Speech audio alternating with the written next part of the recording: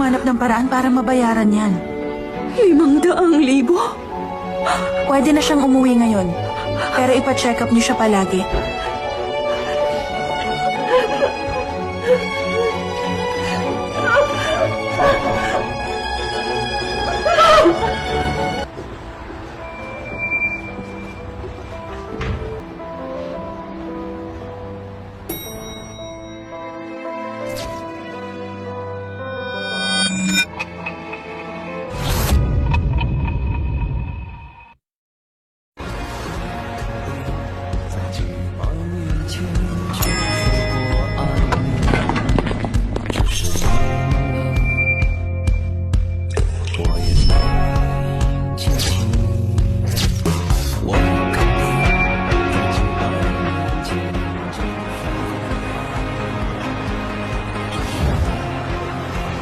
$2,500 kada buwan bilang kasambahay.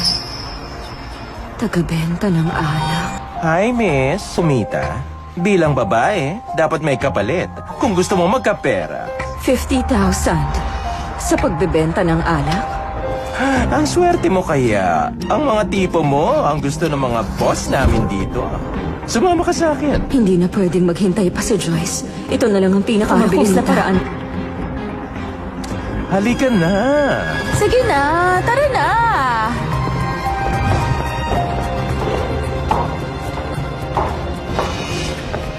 Anong klaseng lugar to? Old-fashioned mo talaga.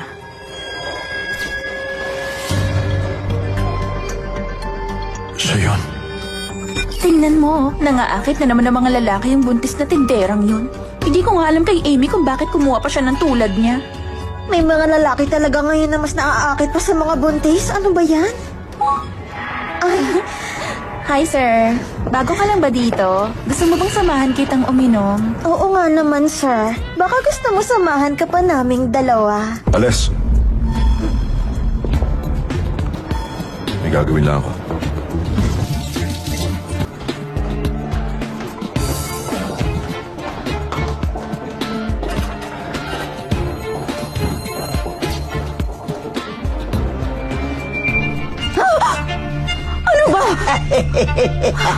Ang ganda mo ah. Hindi ka dapat nagbebenta ng alak. Tawan mo ako! Anong problema mo? Noon pa kita nabalitaan na may buntis na nagtatrabaho rito. Ang ganda mo pala. Bibigyan kita ng 100,000 para sa isang gabi kasama ko. Nagkakamali kayo. Waitress lang ako rito. Bitawan mo ako!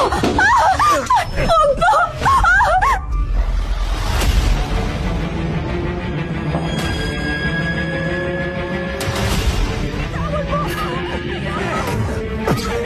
Ano ba?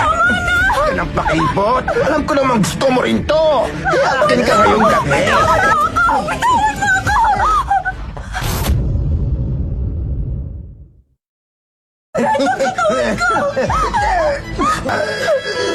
Sinong President Finch?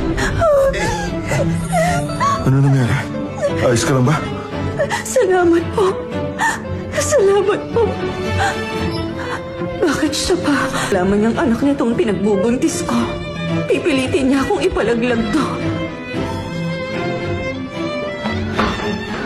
Sandali! Kinakabos ka ba sa pera? Alam ba ng ama ng anak mo na binibenta mong katawan mo? Kakamali ka! Kahit sino pwedeng pumuna sa akin. Maliban lang sa'yo! Anong ibig mo sabihin? Anong ibig mo sabihin? Napigilan kita magbenta dati. Pero hindi ko mapipigilan ng paglabastangan mo sa sarili mo! Magsalita ka! Bakit ba? Katawan ko to kaya ako ang magpapasya. Sino ka ba? Napadaan ka lang naman dati sa buhay ko. Kaya huwag kang makialam. Ikaw pala yan. Bakit hindi ka na nagpatingin ng isang buwan? John! John! Nasugatan ka tuloy. Mr. David, bakit kayo nandito? Simula ngayon, wala nang papasok na kahit isang kagamitan ninyo sa mga ospital ko! Alis na! President Finch, pasensya na po kayo. Hindi ko kasi alam na babae niyo pala siya. Kung alam ko lang talaga, hindi ko na sana ginawa yun sa kanya.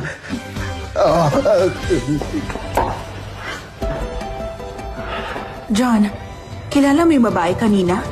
Nagpatingin na siya sa akin dati. 5 buwan na siyang buntis. Ano? 5 buwan?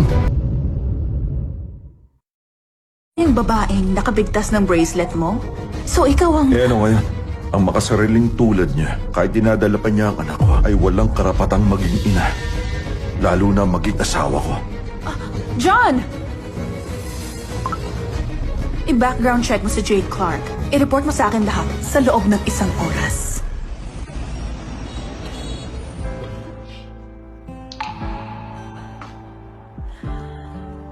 Joyce, anak. Mama, Dito. Napakalamig pa naman. Hindi ka pa magaling. Hindi ka na lang dapat pumunta. ma, dinalhan kita ng hapunan. Ayos lang po ako, hindi po malamig. Ah, ma, ito po yung paborito niyo. Ma, mahalagang nakakakain kayo ng maayos. Ang dami niyong trabaho. Gusto ko pong makatulong kahit konti. Matapos lang ang buwan na to, mababayaran ko na yung bill mo sa ospital. Tapos titigil na ako. Huwag na po kayong umiyak. Ito po, tikman niyo kung masarap tong luto ko.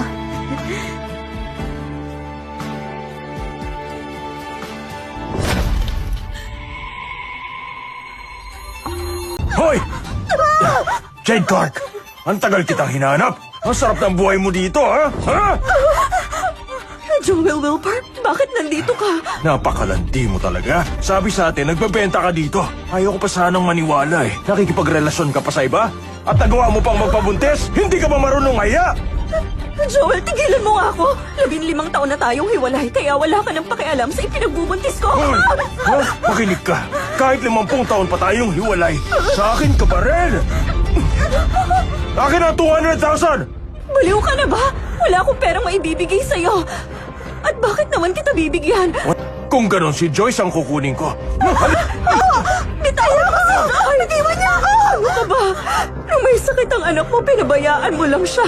Tapos ngayon kukunin mo lang siya.